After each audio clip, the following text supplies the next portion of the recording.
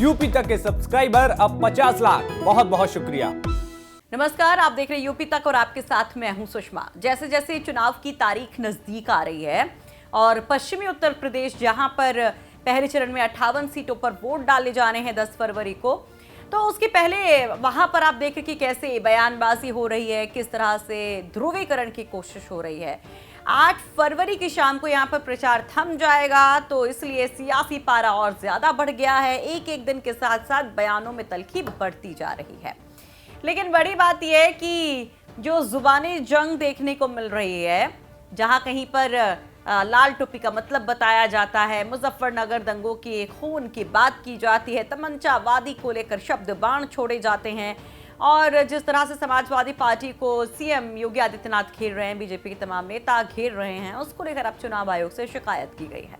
इस शिकायत पत्र में समाजवादी पार्टी की तरफ से कहा गया है कि मुख्यमंत्री जी ने विपक्ष के प्रति जिस भाषा का प्रयोग किया है, तत्काल इस पर प्रभावी रोक लगाने के निर्देश जारी किए जाएं। इस पत्र में पिछले साल 10 मार्च को सीएम योगी के उस बयान को कोट किया गया है, जिसमें उन्होंने कहा था कि भाजपा के प्रचंड बहुमत के साथ सरकार बनेगी और फिर माफियाओं के घर पर बुलडोजर चलेगा। कहा गया है कि समाजवादी के नेतृत्व को गुंडा, मवाली, माफिया कहा जा रहा है, और 1 फरवरी को मेरठ की सिवाल खास और किठौर की सीएम की सभाओं का भी इस पत्र में जिक्र किया गया है। तो सीएम के मुजफ्फरनगर के गर्मी वाले बयान को भी कोट किया गया है और आखिर में मांग की गई है कि मुख्यमंत्री जी को पद की गरिमा के अनुरूप संयमित, मर्यादित और आदर्श आचार संहिता के अनुकूल भाषा का इस्तेमाल करने के संबंध में प्रभावी निर्देश तत्काल जारी किए जाएं। वैसे जब शामली में हमारे सहयोगी कुमार कुणाल ने अखिलेश यादव से बात की थी, तो इसका जिक्र उन्होंने किया था। सुनिए।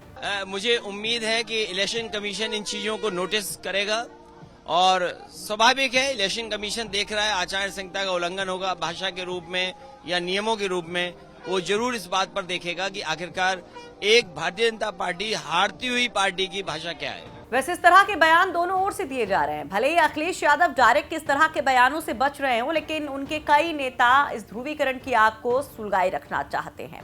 फिर चाहे वो मेरठ से सपा के उम्मीदवार और समाजवादी पार्टी के विधायक रफीक अंसारी हो, जो हिंदू गर्दी की बात करते हैं, या फिर मेरठ के ही दक्षिण सीट से समाजवादी पार्टी के प्रत्याशी आदिल चौधरी, जो गिन गिन कर बदला लेने का बयान देते दिखाई देते हैं। इसके साथ साथ अगर हम बात करें अखिलेश यादव के सहयोगी जो जोड़ीदार हैं उनकी, तो 1 फरवरी को अलीगढ़ में रैली के दौरान आरएलडी प्रमुख जयंत चौधरी ने ये कहा था कि ऐसा भर भर के वोट दो, हैंडपंप के बटन को ऐसा दबाओ कि बीजेपी के नेताओं को जो चर्बी चढ़ रही है वो सारी उतर जाए। तो दोनों तरफ से इस तरह की बयानबाजी हो रही है, लेकिन इस बीच जो पत्र समाजवादी पार्टी की तरफ से लिखा गया है, उस पर चुनाव आयोग क्या एक्शन लेता है, उस पर क्या जवाब आता है, ये सबसे बड़ा सवाल है। हमारी कोशिश है कि हर पॉलिटिकल खबर आप तक सही ढंग से पहुंचाएं, इसलिए चुनावी खबरों को विस्तार से देखने के लिए देखते रहिए यूपी तक और पढ़ते रहिए UP तक.in।